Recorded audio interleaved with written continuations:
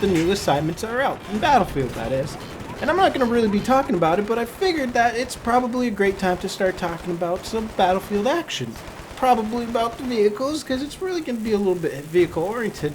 But if you really want to get those assignments done, you need to play a lot of close quarters. I mean, that's probably why I play a ton of it, especially around double XP, because that's the best way to level up really quick.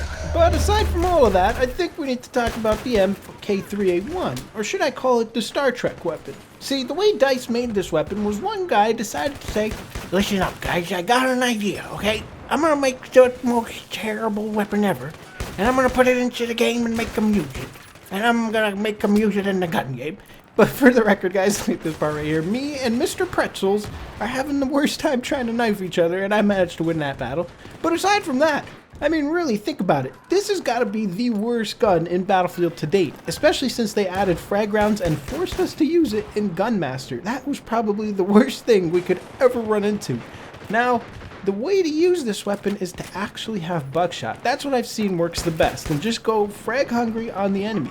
Now the beauty about it is, notice how there's a circle there for your crosshair? Well, the top part of that circle, aim it on the very top of their head and just unleash a frenzy of bullets. That is the only way to really nail people down with this gun.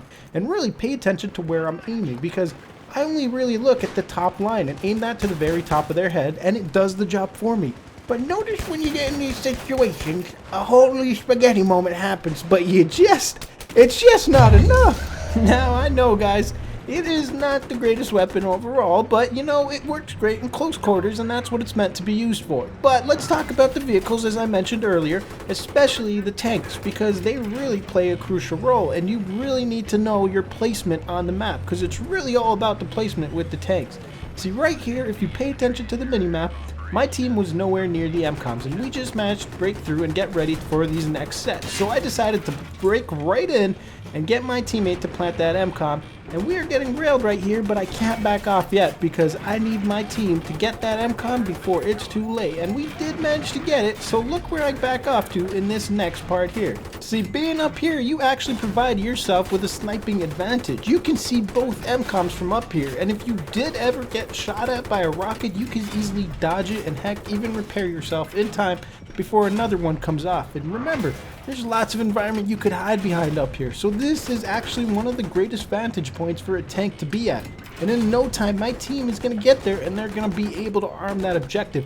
And remember, once they arm that, I can easily rail a shell right onto it and the enemy has no chance of defusing it. So I should probably talk about these last two MCOMs and where you need to be for taking them, especially when you're using the tank. And knowing that B is probably the hardest MCOM to get, considering how everybody loves to camp up there, the only thing I really think about is, if you're a tank guy, that is the perfect opportunity to rake up a ton of kills, because being up here, you can easily kill these guys that are up there and take off the snipers from the top to allow your team to get in.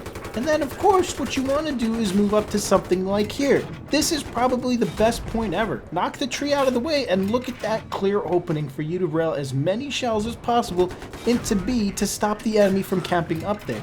They are just going to be taking damage after damage and helping your team get into there.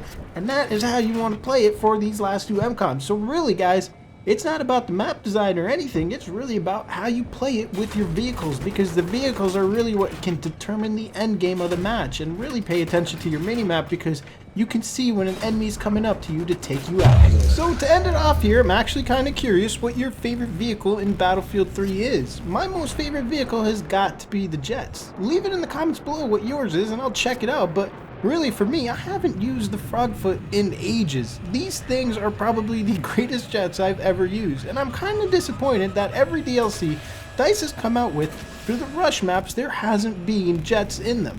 And I'm kind of hoping that maybe Endgame will actually have that in them. And speaking about Endgame, there's actually rumors that DICE might come out with another DLC after Endgame. Leave in the comments below what you think about that, and I don't know if those rumors are fully true, and I just heard this from a friend, but I highly doubt that DICE is actually going to come out with another DLC, although I'm curious if you guys actually think the same. Anyway guys, that sums it up here. I'll see you guys in the